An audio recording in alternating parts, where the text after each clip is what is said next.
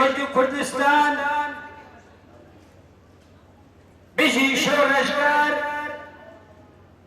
بژی پێشمەرگە بژی گەریلا بژی لەپەکێ تەسلیمی داگیرکاریەکان لە غەیری ئەوە کەسی کە قبوڵ نەکەن بۆیە پێویستە گەری ئێمە لە باشووری کوردستان بە هەستیاریەکی گەورەوە ڕێزداری لە شەهیدبوونی هەواڵ دیار بکات و درێژە پێدەری ڕێگە و ڕێبازی ئەو بێت بۆ تێکۆشانی ئازادی و بۆ سەرخستنی ئەو تێکۆشانە و لێدان لە هێڵی بەکرێگیراو لە باشووری کوردستاندا کە ڕۆژ بە ڕۆژ ئامانجەکانی داگیرکەران پێگەهێنێت لە ژیاتیەوەی ئاوات و خەیاڵەکانی نەتەوەی کورد لە ئازادی و ڕزگاریان پێگەهێنێت. بە ناوی سەردەشتیانی کوردستانەوە سەرخۆشی خۆمان بۆ هەواڵی هێژە هەواڵ هەڵمەت کاردیارگەری دەنێری سڵاو ڕێز بۆ هەموو گریلا و شەڕبانان لە شار. ئەمڕۆ ئێمە وەکو ئێوە جارێکی کە پەیمان و سۆز خۆشەویستی دووبارە دەکەینەوە بۆ خان بۆ نیشتیمان بۆ دایک چونکە بە درێژایی مێژوو دایک لای کورد پیرۆز بووە هەر بۆیە خۆمانی بۆ شەهید دەکەین. وتبێژین شەهید پر هەندێک مەشەهیدێ خۆناس کرد خەمخەرێ ملەتێ خوا شۆڕەشبانێکی چەرخێ بیست و یەکێ وەلات پارێز کە هەموو خەیالاوی تپاک پێچێکە نێک جباتە کوردی دەن هەر چار پەرچێت کوردستانێ بەلێ دایکێت دلۆبان مامێت هێژا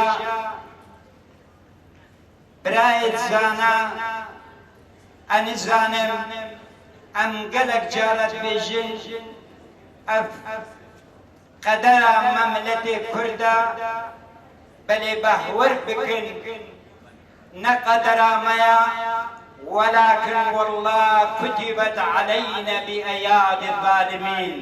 بنەماڵەی سەربەرزی شەهید خەڵکی باشووری کوردستان و پارچەکانی تر بەخێر بێن سەرسەر و سەرچاو. هەمومان مەدالیای زێڕینمان لە ملایە و هەمومان سەربڵندین خاوەنی ئیرادەیەکی پۆڵاینین چونکە لە مەراسیمێکی وەها شکۆداردا ئامادەین. هەر یەک لە ئێمە کەم تا زۆر دوور یا نزیک ئاشنای سەرکردە و ڕێبەری تێکۆشانێکی بەم شێوەیەن. بەڕێزان هەمومان ئەزانین لە باشووری کوردستاندا بە تایبەتی لە هەرێمی کوردستاندا بە هۆکاری هەبوونی حکومەتێکی نادیموکرات حکومەتێکی نانەتەوەیی و بە هۆکاری ئەو فشار و زەختانەی کە لەسەر بزوتنەوەی ئازادیخوازی گەلی کورد بە ڕێبەرایەتی فکری ڕێبەر ئاپۆ کە لە باشووری کوردستان بەڕێوە ئەچێ و بە هۆکاری نەبوونی ئازادی ڕادەربڕین زۆرترین فشار زۆرترین زەخت لەسەر ئەم حرەکەت و بزوتنەوەی بەڕێوە چووە. بۆیە لەوانەیە هەموو خەڵکی باشووری کوردستان وەکو پێویست هەواڵ هەڵمەت و تێکۆشانەکەیان بە وردەکاری نەناسی بێت. خەواندنی ویژدانەکانە قبولکردنی سیاسەتێکی نائەخلاقیە.